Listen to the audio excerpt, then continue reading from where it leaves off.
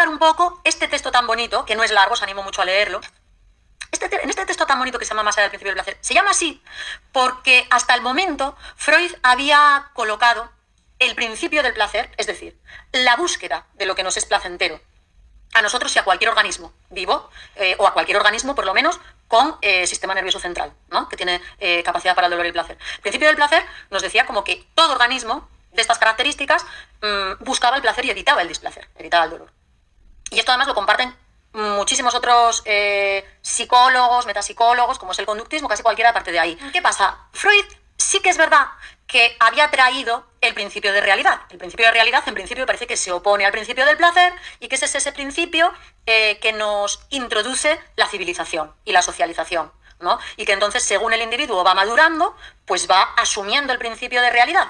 Pero claro, el propio Freud explica que el principio de realidad no se opone, no contradice el principio del placer. Al revés. El principio de realidad lo que hace es planificar la siembra del placer. Lo que hace es dar la capacidad de diferirlo, ¿no? O sea, el principio de realidad no es tal que, rigiéndose por él, el sujeto diga, bueno, voy a sacrificar el placer por el deber, no, voy a sacrificar el placer de ahora, el pequeño placer de ahora, para recoger más después. Es decir, es alguien que planifica, que rentabiliza, pero que rentabiliza justo eso, la obtención de placer.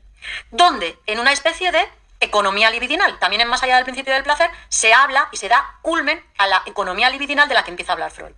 Esa economía libidinal antes era regida por el principio del placer y a partir de esta obra va a haber un quiebro, ¿no? Con esto. Economía libidinal. Muy importante también este término para comprender a Deleuze y a otros postestructuralistas como Lyotard o como Foucault, que lo usan continuamente. Y lo usan para afirmar lo siguiente.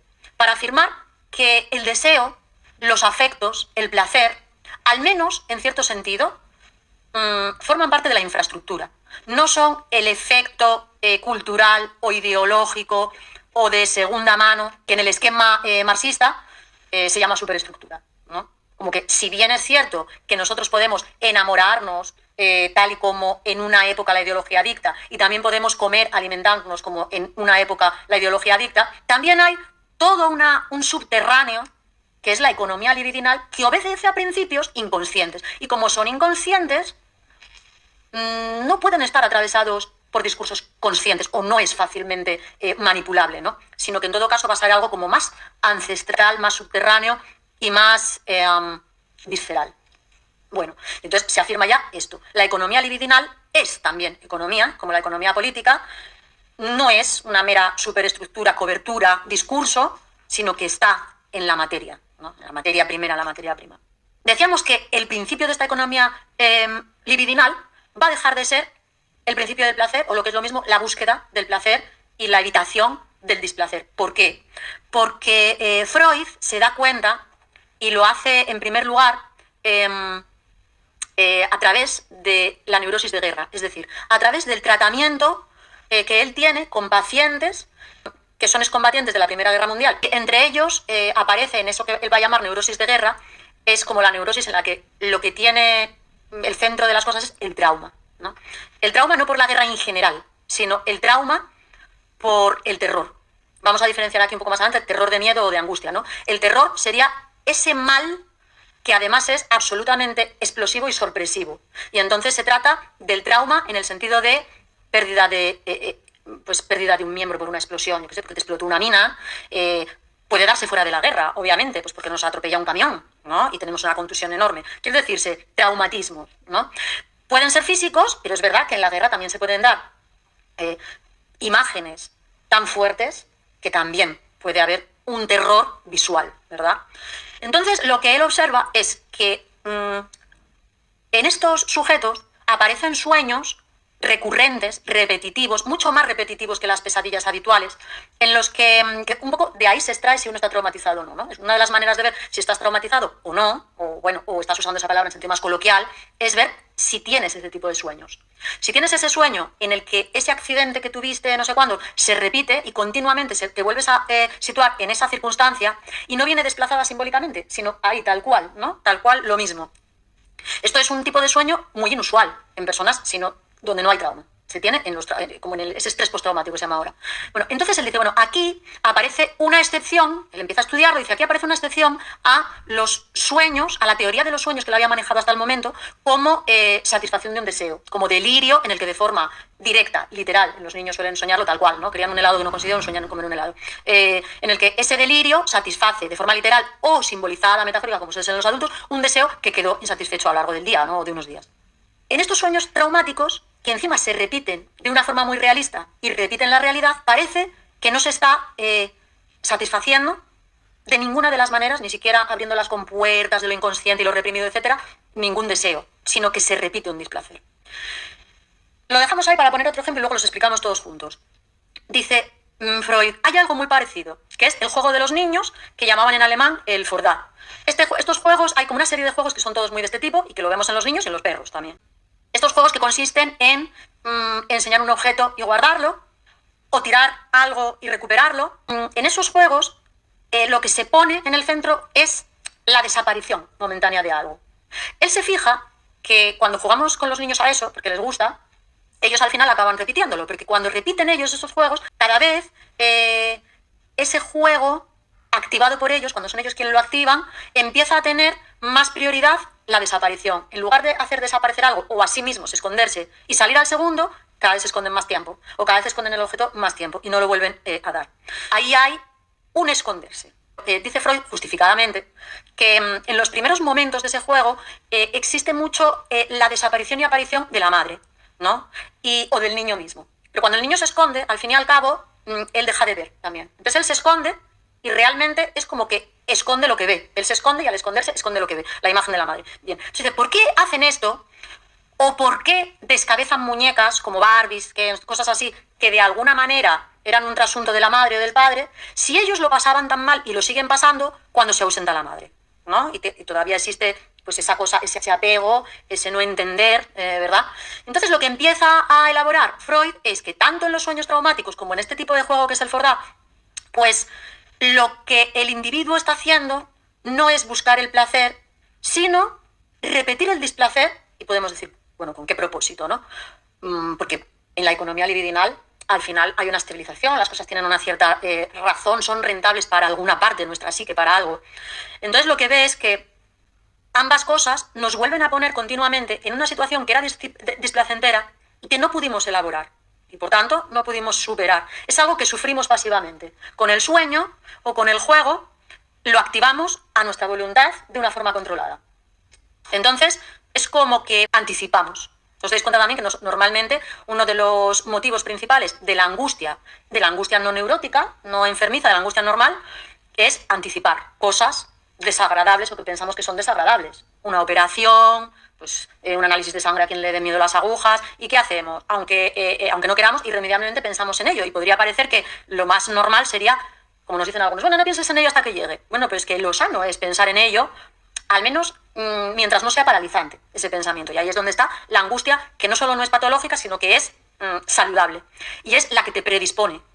¿Por qué? Porque, bueno, generas como una especie de coraza que te prepara. Y por tanto no te va a coger desprevenido totalmente una explosión, un robo, un secuestro, es decir, o un accidente, sino que ibas de alguna manera un poco preparado gracias a esa angustia, a ese miedo. Ese miedo o esa angustia contrarrestan el terror, ¿no? El terror es algo que se produce porque no había una preparación angustiosa para ello, ¿no? Ni siquiera te lo podías imaginar, de ahí el trauma. Te pasó algo que no te esperabas en ningún punto posible, que no te lo podías ni imaginar siquiera. Y eso es lo que te traumatiza. Entonces es una forma de activar nosotros controladamente eso que pensamos que puede ser displacentero, pero que va a pasar, sí o sí. Y entonces a partir de aquí entra Freud a la parte más interesante y más teórica y reflexiva de este texto que se llama Más allá del principio del placer. Y dice, bueno, esa compulsión a la repetición de lo displacentero para prepararnos, en principio, puede dar una vuelta de campana y convertirse en neurótica. O puede dar una vuelta de campana y hacernos repetir tanto ese displacer que nos hace adictos.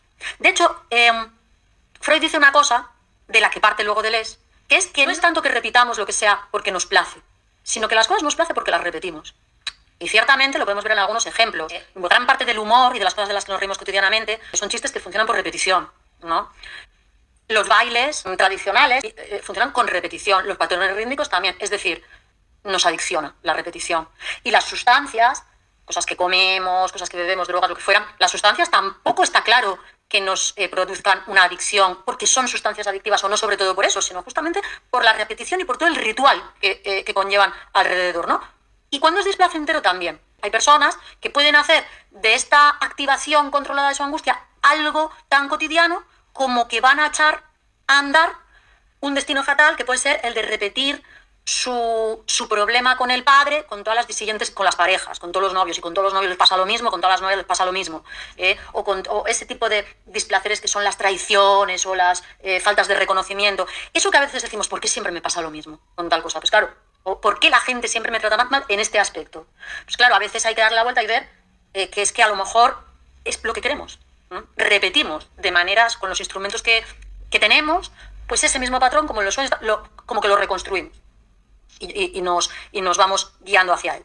Y entonces, en el límite de esto, pues dice Freud que tanto es la compulsión a la repetición. Diferencia y repetición es un texto muy freudiano. ¿Por qué lo que se repite es la diferencia? ¿O por qué encontramos diferencia en la repetición? Bueno, hay un ejemplo que es muy tonto, pero que nos sirve, ¿no? Dice Deleuze.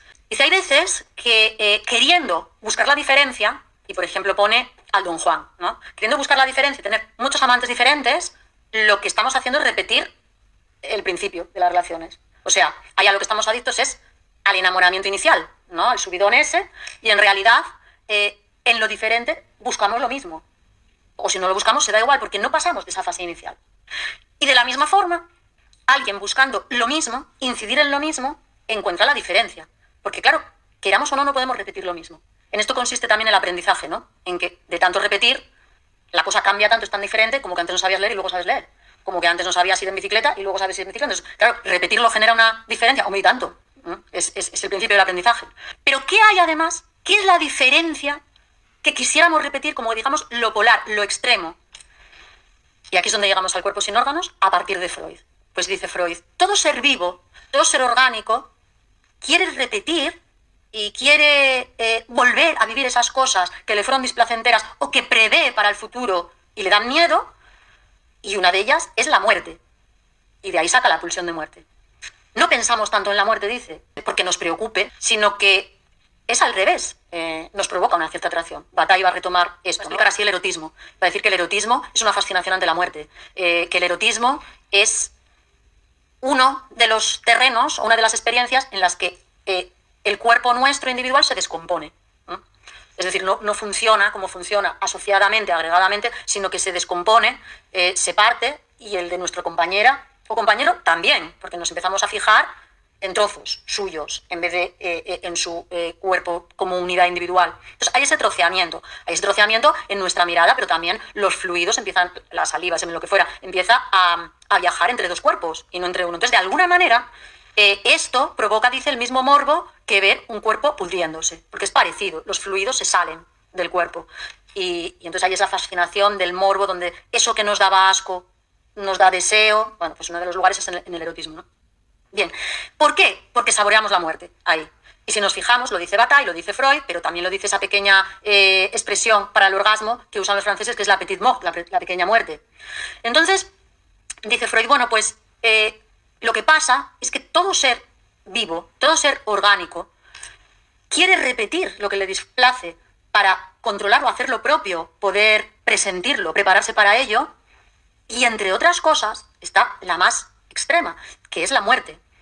Porque al final no solo es para prepararte, como hace toda la filosofía, ¿no? Como preparación para la muerte, sino que queremos también por deseo, porque se mezcla, y ahora lo voy a explicar con el placer, la reconstrucción del estado inorgánico, ¿no? Lo que dice es, Freud es, todo ser vivo, todo ser orgánico quiere morirse. Lo que pasa es que quiere morirse por su propia cuenta, a su estilo, a su modo y por caminos indirectos, como por el camino largo. No quiere morirse ya. Quiere ir muriéndose, digamos. Llegar a morirse a su estilo. Recrear el estado inorgánico. Y realmente así es, ¿no? Recrear la paz del estado inorgánico. ¿Quién no quiere dormir cuando está cansado? ¿Y quién no quiere, para poder dormir bien, comer bien? Y incluso el que se rige por el principio del placer y tiene apetencia por el cuerpo de alguien, no es cierto que cuando consuma el acto sexual que sea a su modo. No es cierto que entonces toda esa tensión que nos hace sentir que estamos vivos se aplaca y por eso se llama la pequeña muerte. O sea, no es verdad que si cumpliéramos todos nuestros deseos, si satisfacemos todas nuestras excitaciones, es al mismo tiempo el fin de esas excitaciones y llegaría esa calma total, que es como la muerte. O sea, es como el estado inorgánico de esas cosas que pensamos que no tienen subjetividad porque no tienen deseo, no tienen conatus, no tienen excitación. La excitación es un tipo de displacer también, de alguna manera. Entonces, ¿qué es el cuerpo sin órganos? Pues es un poco lo mismo que la pulsión de muerte, pero más claro todavía, es el cuerpo inorgánico. ¿Por qué no decimos el cuerpo inerte? Bueno, porque en el cuerpo inerte pensamos en una silla de madera, mientras que en el cuerpo sin órganos pensamos en ese ser vivo que fue orgánico, pero que ansía reconstruir el estado inorgánico, y no solo ansía reconstruirlo para el porvenir, sino que cada día, un rato, quiere pasar por esa muerte y descansar. Entonces, ¿el cuerpo sin órganos qué es? La muerte, pero también el reposo, la pérdida de la conciencia, el vaciado que algunas personas buscan a través del yoga o de rezar el rosario o desde los ritornelos, el derecho a la pereza,